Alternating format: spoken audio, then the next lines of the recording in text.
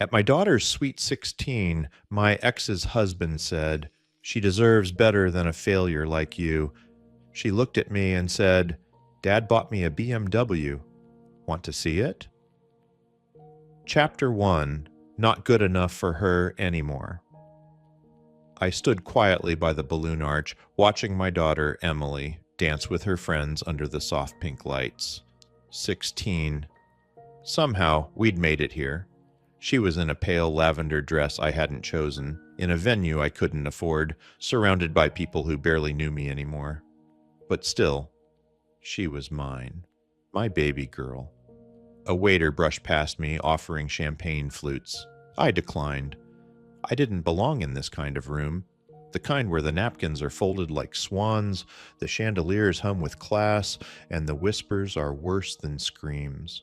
The party was hosted by my ex-wife and her new husband, Greg.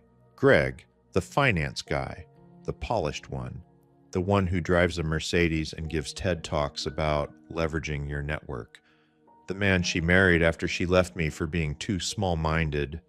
Her words. I wasn't even supposed to be invited. 2 weeks ago, Emily herself had called me in secret. "Dad, I want you there. Please, don't tell Mom I invited you." So I showed up, in my best shirt, with a small velvet box holding a delicate silver bracelet I spent weeks saving up for.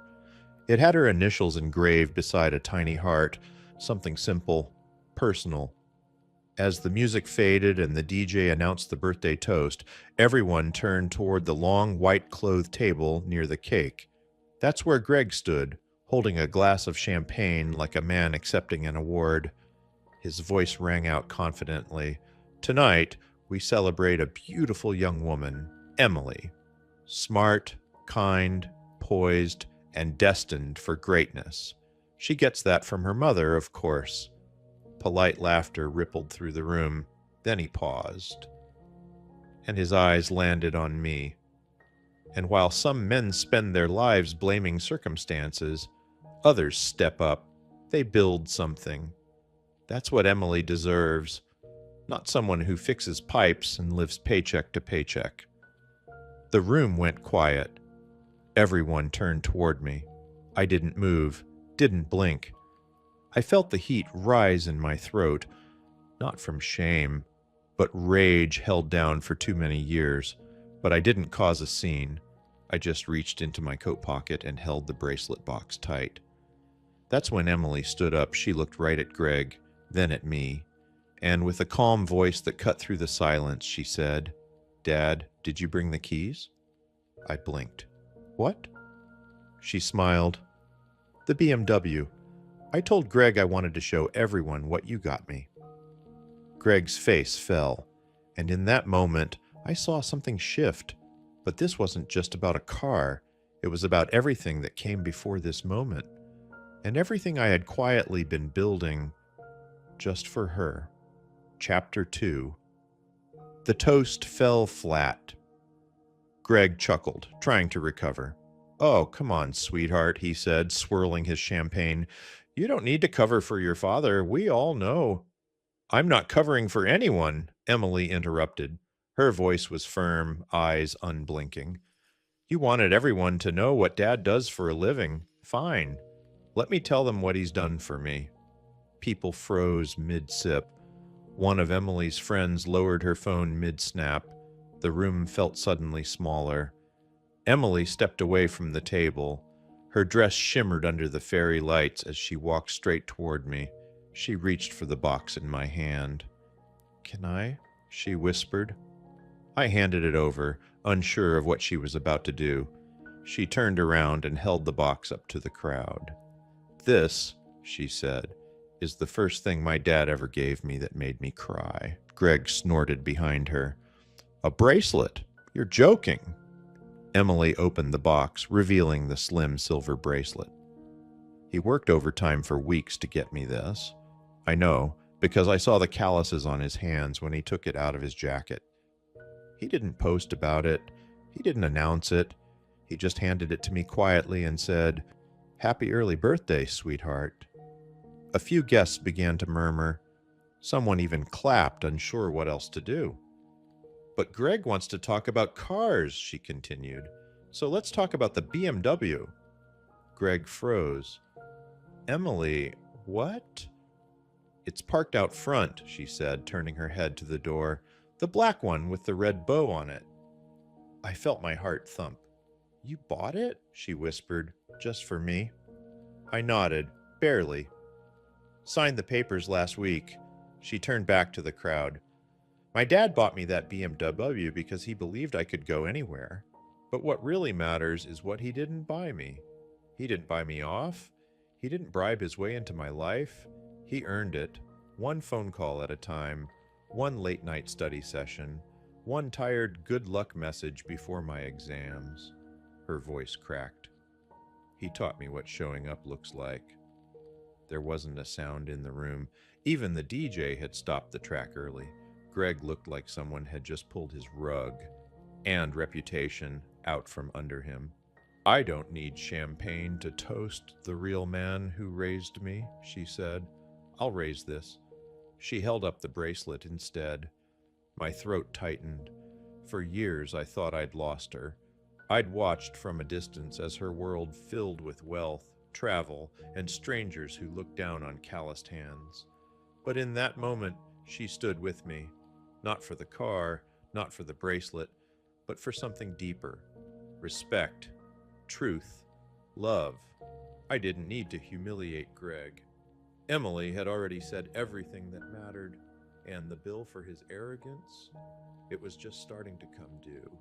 Chapter 3. The Real Lesson in Luxury. After Emily's speech, the room fractured. Some guests stared down at their glasses. A few offered awkward claps. Others avoided my eyes entirely. Greg's jaw worked behind his tightened lips, but for once he had no clever retort. He leaned back slowly, the way a man does when he realizes he's already lost the room. And the war. But Emily wasn't done. Greg, she said gently, you once said luxury is about the car you drive, the zip code you live in, the people you sit next to at dinner. She looked around the candlelit hall. But you know what I've learned? Real luxury is being loved without having to earn it. Greg blinked, caught off guard. My dad never tried to compete with you, she added. He just kept showing up. Even when you blocked his name from the school guest list. Even when Mom made me call you Dad in public. He still sent care packages. Still called every Friday.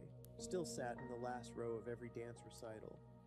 Even when I pretended not to see him. The room pulsed with silence. I swallowed hard. My instinct was to wave it off, to protect her from the awkwardness. But this wasn't about me anymore. Emily was standing in her truth, and I needed to let her. She continued. When I was 12, Greg bought me a pony for Christmas. My dad gave me a cheap leather-bound journal and told me, every time life feels too loud, write here. It'll help you find your voice. She smiled. Guess which gift I still use? More heads nodded. Even a few wait staff paused to listen. Greg was red-faced now, lips curling. You think a used car and a diary make up for being a loser your whole life? Emily turned to him slowly. That used car was bought outright. No loans, no strings. And that loser made sure I never went to bed wondering if I was worth someone's time. She looked back at me, then reached into her purse and pulled out a folded napkin, the kind restaurants use to wrap silverware. I kept this from the first time Dad took me to dinner after the divorce. We had pancakes and eggs at a 24-hour diner because it's all he could afford. But it was the first time I ever felt like the only person in the world. My breath caught. I'm not embarrassed by where he works, she finished. I'm proud of who he is. Then she walked over, placed the napkin in my hand like it was a relic, and hugged me, tightly, fully, in front of everyone. And for the first time in years, I hugged her back without fear, without guilt, without wondering if I still mattered in her world. I mattered, and not because of what I gave her, but because I never left. Chapter 4. The signature that changed everything. The next day, I woke up to a dozen missed calls from my ex-wife, from her husband Greg, even from her sister who had stayed silent during last night's spectacle. But I didn't answer. Instead, I made a quiet breakfast for myself. Toast, black coffee, and I sat in peace, real peace, for the first time in years, until the doorbell rang. I opened it slowly. Greg was on the other side, dressed in his usual spotless golf attire, sunglasses pushed up onto his head like a crown he didn't deserve. "She humiliated me," he started, skipping even a greeting. "That was your plan, wasn't it?" I leaned against the doorframe. "You humiliated yourself." He huffed. "You think buying her a car makes you a better father?" "No," I said calmly. "Staying when it was hard does." He stepped forward, lowering his voice. "She's still underage. Her mother and I decide what's best for her." That's when I smiled. "Funny you should mention that," I said, reaching to the side table just inside the door. I handed him a neatly stapled envelope, the kind you only send certified. He opened it and paled as his eyes scanned the document. "Parental rights," he muttered. "You filed for primary decision-making?" "Not just filed," I said. "Approved, months ago. Emily's been legally in my custody since her mother missed 3 hearings in a row. I didn't want to embarrass anyone, but last night made one thing clear. She needs to feel safe, emotionally, not just legally." He was speechless. I added, "And the car? That wasn't a gift. It was collateral." He blinked. "Collateral for what?" "For her independence, for her future. I've been saving every spare cent since the day I lost custody. That BMW, paid in cash, registered in her name, with a trust that activates on her 18th birthday, unless she chooses college, in which case it's tuition." Greg looked like he'd just swallowed sand. "I don't need applause, Greg," I added quietly. "I just need her to know she's not alone." He dropped the envelope back into my hand and walked away, slower than usual, suddenly unsure of his steps. I closed the door gently, then turned to the kitchen table, where Emily had been watching silently the whole time. She looked up from her cereal and whispered, "You didn't tell me you went to court." "You had enough to worry about," I said. She came over, wrapped her arms around me, and said, "I don't need a car, Dad. I just needed proof that I wasn't wrong about you." My voice cracked as I held her. "You never were." Outside, the sound of Greg's luxury SUV faded into the distance. Inside, the only thing that mattered stayed right where she belonged. Epilogue. 16 candles, 1 flame. A month later, Emily and I sat across from each other at a small coffee shop near her new high school. She looked older now, not in years, but in presence. Stronger, clearer, brighter. "I joined the debate team," she said, sipping her chai latte. "First meet's in 2 weeks." I smiled. "Want me to come?" She grinned. "Only if you promise not to argue with the judges." We both laughed. Then she grew quiet. "Greg and Mom, they haven't really spoken to me since the party. Do you want them to?" She shrugged. "I think I just wanted them to care. But now, I'm not sure I need them to." She looked out the window. "I used to think success was whatever made Greg proud. Now I think it's just being proud of yourself."